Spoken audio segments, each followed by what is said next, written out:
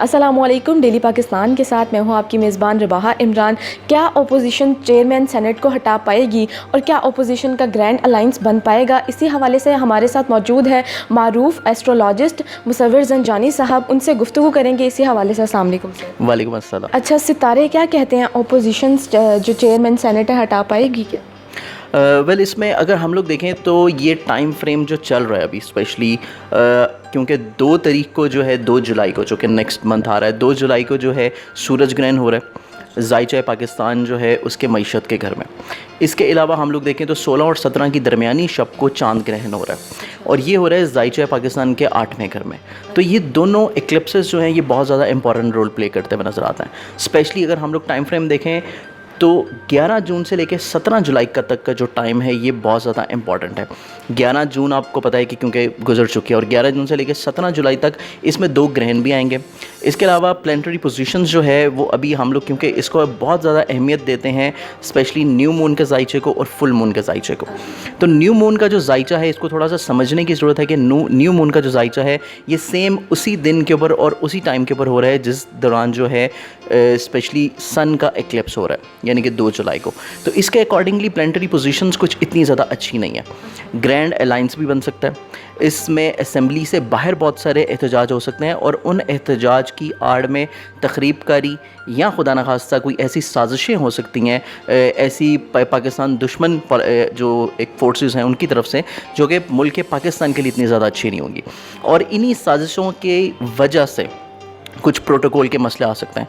इसके अलावा स्पेशली जो हमारी वजारत दाखिला है उसको बहुत ज़्यादा चौकन्ना रहना चाहिए। स्पेशली जो वज़ीर आज़म हैं या जो बहुत अहम एक सियासी हल्का है या इवन अपोजिशन के भी जो अरकान हैं उनको भी अपनी सिक्योरिटी के हवाले से बहुत ज़्यादा चीज़ें जो हैं वो प्रोटोकॉल की उनमें एहतियात करनी चाहिए। अच्छा, शहबाज शरीफ का क्या सितारा क्या कहता है कि उनके जो आइंदा वक्त में जो उनकी गिरफ़्तारी अमल में आ सकती है या नहीं? वेल देखें इसमें अगर हम लोग पूरी शरीफ ख़ानदान जो हैं उसके अकॉर्डिंगली देखें तो हम लोग अपने माजी में भी जो हमारा मंथली आईना किस्मत आता है इसके अलावा ज़ंजानी जनती आती है उसमें टाइम टू टाइम हम लोग ये चीज़ डिस्कस करते रहते हैं। अभी की भी अगर हम लोग उनकी प्लानिटरी पोजीशंस देखें तो अभी का भी जो हमारा जुलाई का मैगज़ीन अभी मार्केट में इंशाल्लाह आ जाएगा उसमें ये चीज़ हम लोगों ने क्लियरली जो है न्यू मून का और फुल मून के ज़ायचे के साथ इस चीज़ को मेंशन किया है कि नवाज शरीफ साहब का ज़ायचा और इसके अलावा इंडिविजुअली तौर के ऊपर जो शहबाज शरीफ साहब का ज़ायचा इनके इसके अलावा जो इनकी साहबजादी हैं जो कि बहुत एक्टिव हैं इस वक्त पॉलिटिशियंस में और स्पेशली अपोजिशन के ग्रैंड अलाइंस बनाने में इनका बहुत ज़्यादा एक अहम किरदार अभी चल रहा है। तो इन तीनों अफराद के ज़ायचे अगर हम लोग देखते हैं तो ये स्पेशली अगला जो साल है फरवरी तक इन तीनों के ज़ायचों में कोई इतनी ज़्यादा अच्छी प्लानिटरी पोजीशंस नहीं है। स्पेशली मरियम साहिबा जो है उनके ज़ायचे में तो बिल्कुल भी नहीं है कि वो कोई भी अहम रोल जो है वो एज अपोजिशन लीडर या कोई ग्रैंड अलाइंस का अगर वो कोई सरबराह बनना चाह रही हैं तो इसके हवाले से कुछ अहम रोल किरदार अदा कर सकेंगी। और जहाँ ओपोजिशन जो अलाइंस बनाता है तो उसकी क़यादत कौन नज़र आ रहा है कि कौन कर सकता है? well, देखिए क़यादत के तौर के पर हम लोग देखें तो इसमें शरीफ बरदरी के हवाले से जो 2 अहम चेहरे भी सामने हैं स्पेशली 3 हम लोग लगा लेते हैं। इसमें हम लोग हमजा शहबाज शरीफ जो हैं उनको भी ले आते हैं। तो इन तीनों में से जो है उनकी इन तीनों की तरफ से तो क़यादत जो है वो बिल्कुल नहीं होती हुई नज़र आती और यही चीज़ जो है वो पीपल्स पार्टी की तरफ से भी रहेगी क्योंकि अभी जरदारी साहब जो हैं वो आपको जैसे कि पता है कि अभी वो नज़रें बंद हैं। इनका एक अच्छा थोड़ा सा रिलीफ का टाइम आएगा ज़रूर लेकिन इनकी पोजीशन फिर भी इतनी ज़्यादा स्ट्रॉन्ग इस साल नहीं रहेगी कि इनको जो है उसका लीडर बना दिया जाए। तो इस हवाले से कोई थर्ड पॉलिटिकली पार्टी जिसमें मौलाना फजलुर रहमान हो सकते हैं या कोई दूसरी पॉलिटिकल एक अच्छा एक वेल नोन पर्सन हो सकता है जो इस चीज़ को लेकर लीड कर सके तो वो पर्सनैलिटी जो है वो इसको बना सकते हैं। और मतलब 2 जो बड़ी जमातें हैं उनकी तरफ से ये चीज़ प्रॉब्लम में आ सकती हैं क्योंकि जहाँ पे ग्रैंड अलाइंस बनने जा रहा है वहीं पे जो एक्लिप्सेस हैं वो इनके अपने ज़ायचे को भी मुतासिर करेंगे और न्यू मून और फुल मून का ज़ायचा जो जुलाई के महीने का है वो भी कोई इतना ज़्यादा अच्छा नहीं है जिसकी वजह से इसमें ख़राबी इसमें लड़ाई झगड़े फसाद और मुल्क को मिड टर्म इलेक्शन की तरफ धकेला जा सकता है। ये चीज़ होती नज़र आ रही है। अच्छा, हमारे जो इमरान खान साहब हैं उनका सितारा क्या कहता है कि आगे क्या सूरत हाल होगी, उनके फ्यूचर कैसा आपको नज़र आ रहा है? वेल ऐसा है कि अगर हम लोग वज़ीर आज़म साहब का ज़ायचा देखें इमरान खान साहब का तो उसमें बहुत ज़्यादा अहम रोल प्ले करता है उनका जब उन्होंने ओथ लिया था स्पेशली जब इन्होंने ओथ लिया था तो उसके टाइम को भी हम लोगों ने डिस्कस किया था अपनी जंजानी जंतरी में भी, और इसके अलावा जो उस वक्त का हमारा मंथली मैगज़ीन था उसमें भी, कि इनका जो ओथ का टाइम है वो इतना ज़्यादा स्ट्रॉन्ग नहीं है।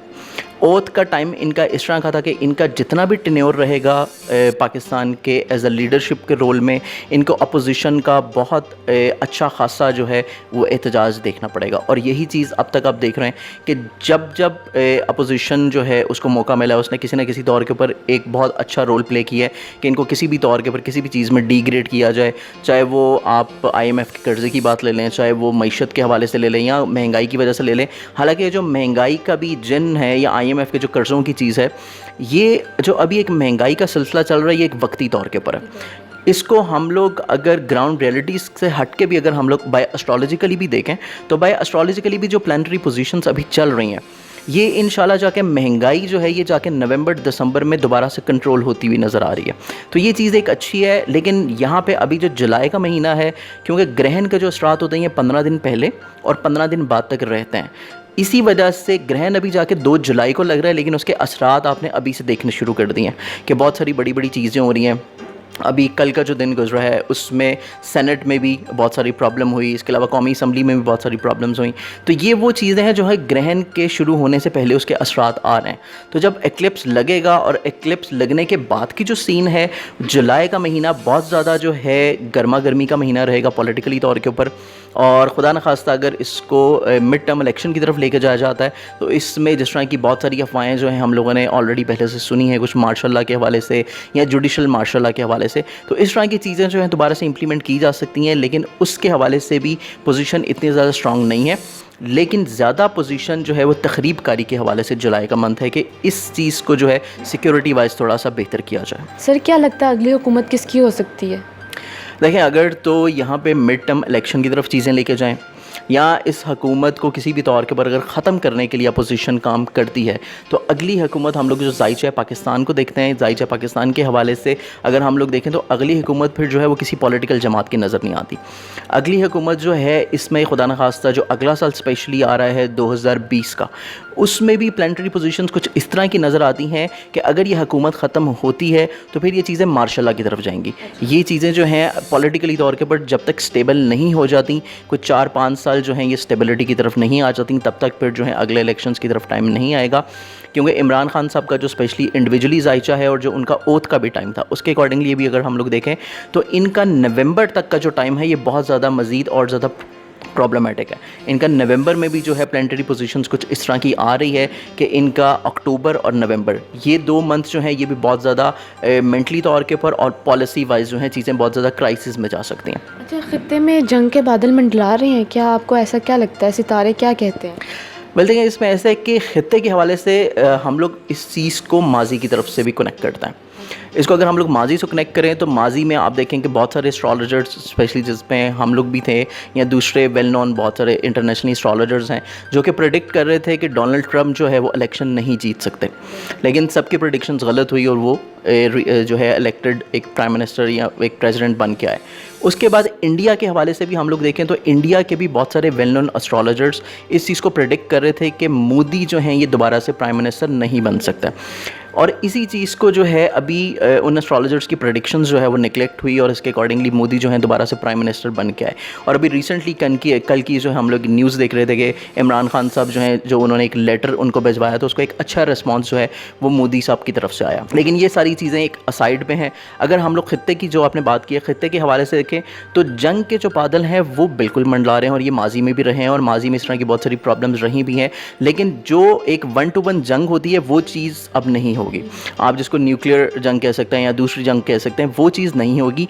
लेकिन बॉर्डर के ऊपर जो सख्तियाँ हैं, जो बॉर्डर्स के ऊपर जो किलिंग्स हैं, उस तरफ की अफवाज की, इस तरफ की अफवाज की, ये सिलसिला जारी रहेगा और ये सिलसिला काफ़ी महीनों से चल भी रहा है और ये मज़ीद और ज़्यादा परेशान कुन जो है ये जाके अगले 1-2 महीने में और भी हो सकता है। चलिए, बहुत शुक्रिया। तो ये थे हमारे साथ मुसव्विर ज़ंजानी साहब। तो इसी के साथ अपनी मेज़बान रबाहा इमरान को दीजिए इजाज़त और देखते रहें डेली पाकिस्तान। अल्लाह निगहबान।